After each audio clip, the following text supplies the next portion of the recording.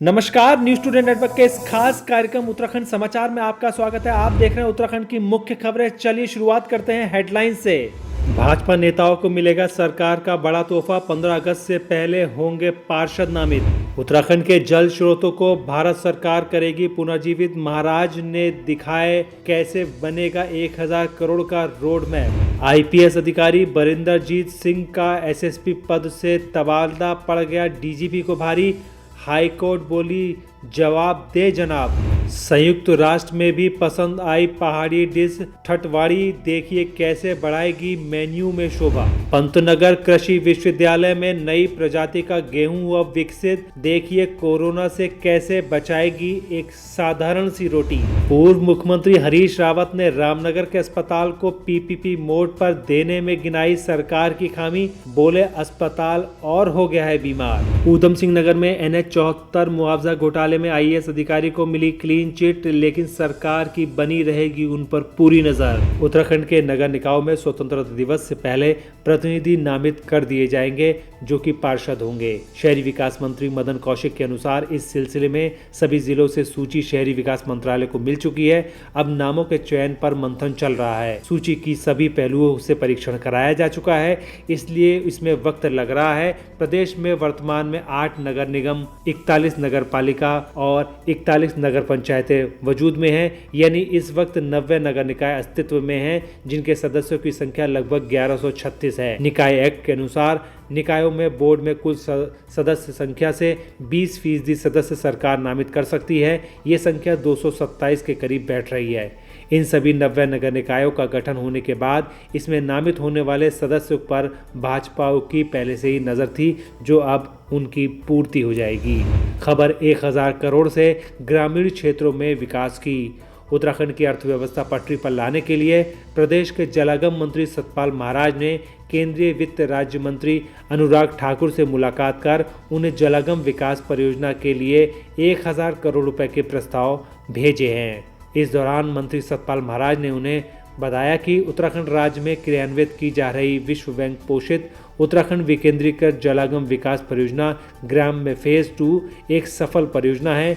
ये परियोजना वास्तव में प्रधानमंत्री नरेंद्र मोदी की साल 2022 तक किसानों की आय दोगुनी करने और प्राकृतिक जल स्रोतों के संवर्धन के साथ पुनर्जीवन की परिकल्पना को साकार करने में सक्रिय भूमिका निभा रही है। मुलाकात के दौरान सतपाल महाराज ने कहा, ये परियोजना वैश्विक महामारी कोरोना संक्रमण के बाद वापस आए प्रवासी भाई बहनों के लिए भी आजीविका के अवसरों में वृद्धि और सहयोग करने में लाभकारी होगी। सतपाल महाराज ने अनुराग ठाकुर को बताया कि ग्राम में 2 के नाम से चल रही ये परियोजना सितंबर 2021 में समाप्त हो रही है, इसलिए इस योजना को जन उपयोगी और लोकप्रिय परियोजना में जो हमारे हिमालय राज्य के लिए अत्यंत महत्वपूर्ण है, जिसका 3 साल की अवधि के लिए करने के अलावा 90 मिलियन US$ के अतिरिक्त वित्त पोषण के प्रस्ताव की संस्तुति कर विश्व बैंक को प्रेषित की जाए।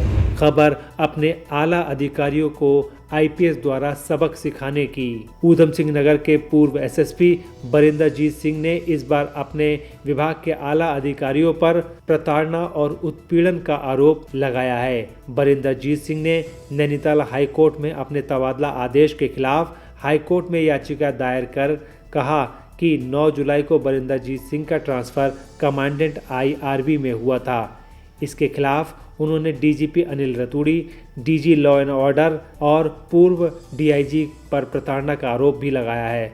बरिंदर ने कहा, 12 साल से वह ईमानदारी से ड्यूटी करते आ रहे हैं, अपने कर्तव्य को हमेशा सर्वोपरि समझते हैं, लेकिन इसके तबादले से उन्हें सिर्फ प्रताड़ना झेलनी पड़ी है। 12 साल के कार्यकाल के दौरान उनके 8 तबादले किए गए। एसएसपी की याचिका को हाईकोर्ट ने गंभीरता से लेते हुए डीजीपी अनिल रतूड़ी, अशोक कुमार और कुमाऊं के पूर्व डीआईजी जगत राम जोशी को नोटिस जारी किया है।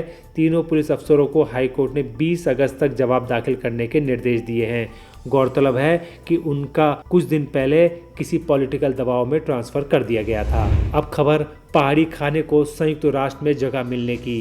संयुक्त राष्ट्र की संस्था FAO यानी फूड एंड एग्रीकल्चर ऑर्गेनाइजेशन ने गत दिनों अंतर्राष्ट्रीय माउंटेन डे 2019 पर हिमालय राज्यों के व्यंजनों की प्रतियोगिता आयोजित की थी।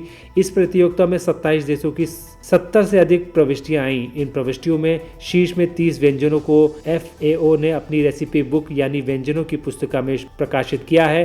खास बात यह है कि इस रेसिपी बुक में उत्तराखंड के एक व्यंजन ठठवाड़ी को भी दुनिया की शीर्ष 30 पर्वतीय स्थानों के व्यंजनों में शामिल किया गया है। उल्लेखनीय है कि ठठवाड़ी पहाड़ की भट्ट, गहत जैसी कई परंपरागत दालों को उबालकर बनाया जाने वाला एक सत्व तरह का व्यंजन है जो काफी पौष्टिक और सर्द मौसम में काफी गर्म तासीर का माना जाता है। बताया गया कि संयुक्त राष्ट्र के माउंटेन पार्टनरशिप के सदस्य नैनीताल स्थित हिमालय अनुसंधान और विकास संस्थान चिनार की ओर से ठठवाड़ी व्यंजन की प्रविष्टि भेजी गई थी। चिनार संस्था की ओर से प्राप्त जानकारी के अनुसार संस्था के द्वारा हिमालय की परंपरागत खेती पर एक सर्वे भी किया गया है जो जल्द ही संयुक्त राष्ट्र की संस्था FAO द्वारा प्रकाशित किया जाएगा। दोस्तों, न्यूज़ स्टूडेंट नेटवर्क आपको हमेशा अपडेट करता रहता है, इसीलिए आप वीडियो को देखने के साथ एक लाइक ज़रूर कर दें, जिससे हम आपको आपकी तरक्की से जुड़ी हर एक जानकारी आप तक पहुंचाते रहें। खबर आटे में इम्यूनिटी के गुणों को और बढ़ाए जाने की। पंतनगर कृषि विश्वविद्यालय के वैज्ञानिकों ने आम दिनों के मुकाबले 65% अधिक जस्ते और आयरन युक्त गेहूं की प्रजाति विकसित करने में सफलता हासिल की है।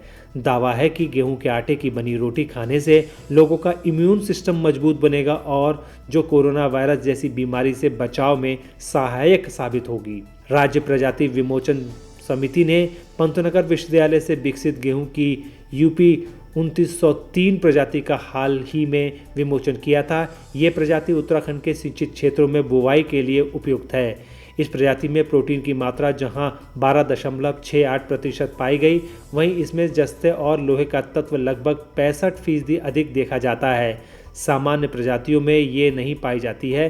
राष्ट्रीय परीक्षणों में जस्ते की मात्रा 49 ppm से अधिक पाई गई और इस प्रजाति में लोहे तत्व की मात्रा 47 ppm तक पाई गई।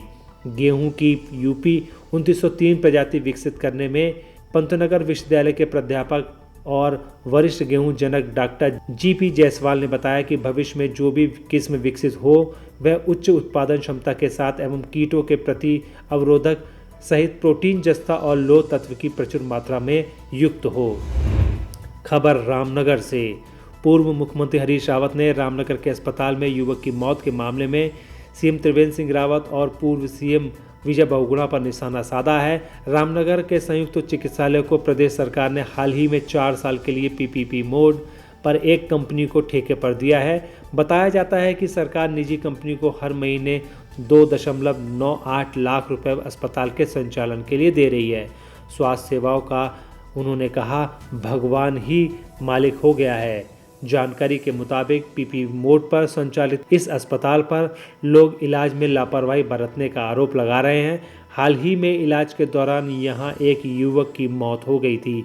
चिकित्सालय की व्यवस्था पर सवाल खड़े करते हुए पूर्व मुख्यमंत्री हरीश रावत ने सोशल मीडिया में लिखा है कि जब प्रदेश में कांग्रेस की सरकार थी और विजय बहुगुणा CM थे, तब विजय बहुगुणा कुछ अस्पतालों को PPP मोड पर देने का अभिशाप छोड़कर गए थे। उनका कहना है कि CM बनने के बाद PPP मोड के इन अस्पतालों की वजह से उन्हें काफ़ी तकलीफ उठानी पड़ी थी। अब बहुगुणा ने PPP मोड की ये बीमारी CM त्रिवेंद्र सिंह रावत तक भी पहुंचा दी है। रामनगर का सरकारी अस्पताल अब तक लोगों को स्वास्थ्य सेवाएं देने का काम कर रहा था, लेकिन अब उसकी हालत खराब दिखाई दे रही है। यदि यही PPP मोड का मॉडल है तो फिर स्वास्थ्य सेवाओं का भगवान ही मालिक है।